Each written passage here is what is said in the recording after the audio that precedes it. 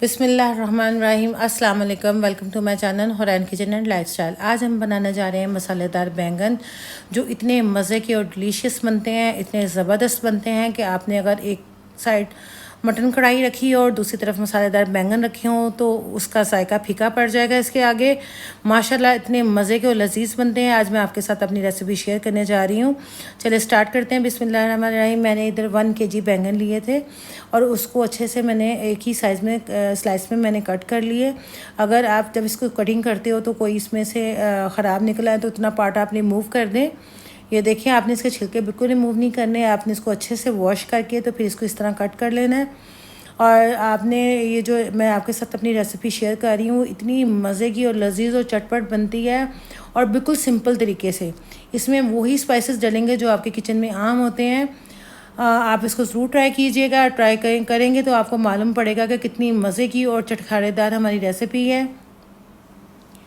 तो इस तरह मैंने इसको स्लाइस में कट कर लिया। फिर मैंने एक कढ़ाई में ऑयल लिया था और इसको मैं फ्राई कर लूँगी। ऑयल आप देख रहे हैं, आपने कढ़ाई में इतना ऑयल लेना है और इसको आपने जैसे ये ऑयल में आपने ऑयल में ज़्यादा चम्मच नहीं चलाना है, इस तरह आपने छोड़ देना है। 1 से 2 दफ़ा आपने चम्मच चलाना है। 5 मिनट लगते हैं इनको फ्राई करते वक्त। जैसे ही ये लाइट से पिंक होने लगे, नरम होने लगे, तो आपने ये देखें इस फॉर्म में आपने इसको ऑयल से निकाल लेना है। ये देखें, मैंने इधर 1 kg बैंगन लिए थे और इसमें जो मैंने प्याज लिया था वो मैंने ½ kg लिया था और ½ kg ही मैंने टमाटर लिए थे। ये देखें, हम अच्छे से इसको निकाल लेंगे।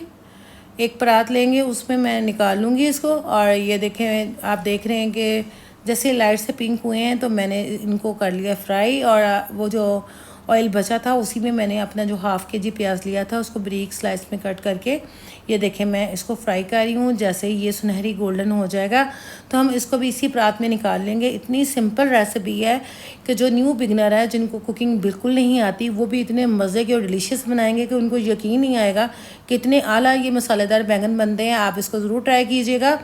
आप ट्राई करेंगे तो आपको मालूम पड़ेगा कि कितने मज़े के हैं। और मैं जो आपको बार बार बता रही हूँ कि कितने लजीज बनते हैं, तो तभी आप जान पाओगे। तो ये देखें, एक परात में मैंने उसी में मैंने बैंगन और प्याज जैसे वो लाइट पिंक हो गया मैंने वो भी निकाल लिया। फिर जो इसके अंदर ऑयल था वो मैं इसको कम कर दूंगी, क्योंकि हमारे जो बैंगन वो भी फ्राई हुए हैं और प्याज भी फ्राई हुआ है, तो उसमें जो ऑयल है ऑलरेडी उसमें मौजूद है। तो इसलिए फिर अगर हम सारा ही डालेंगे तो वो ज़्यादा हो जाएगा। इमली की क्वांटिटी आपने देख ली है, इसको मैंने पानी में भिगो के रख लिया है। और इधर मैंने 2 टेबलस्पून अदरक लहसुन का पेस्ट था, तो उसी थोड़े से मैंने उसमें से ऑयल निकाल दिया था। ये देख सकते हैं आप कितना कम ऑयल है इसमें, क्योंकि हमारे बैंगन और प्याज में भी ऑलरेडी ऑयल है, तो अगर हम वो ना निकालते तो एक्स्ट्रा हो जाना था।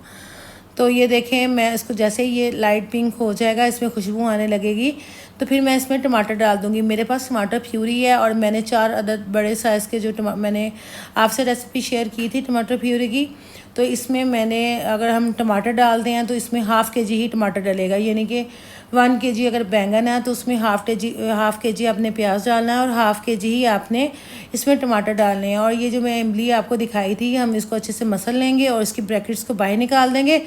और स्टेन करके मैंने इसका पानी डाला था ताकि इसकी कोई ब्रैकेट्स वगैरह इसमें ना चली जाए और जब हम बैंगन खाएं तो हमारा मज़ा ख़राब ना हो। तो ये देखें, इसी में डाल दिया मैंने ग्रेवी में। इसमें मैंने 1 टेबलस्पून सूखा धनिया पाउडर डाला था, 1 टीस्पून हल्दी, 1 टीस्पून रेड मिर्ची पाउडर, 1 टीस्पून ज़ीरा पाउडर और 1 टीस्पून मैंने कुटी हुई मिर्च डाली थी और 1 कनौर क्यूब डाली थी मैंने, और 1 टीस्पून मैंने नमक डाला था। हम इन स्पाइसेस को ग्रेवी में डाल देंगे। और जब भी आपने मसालेदार बैंगन बनाने हैं तो इसकी ग्रेवी में आपने स्पाइसेस चेक करने हैं कि ताकि इसमें नमक मिर्च अगर सही होगी, यानी कि ज़्यादा तीखी होगी, तो इसका मतलब है कि ये बैंगन में इसकी एग्जैक्ट होएगी। आप इसको चख लें। अगर आपके पास यखनी है तो आप यखनी भी डाल सकते हैं कनौर क्यूब्स की जगह पे।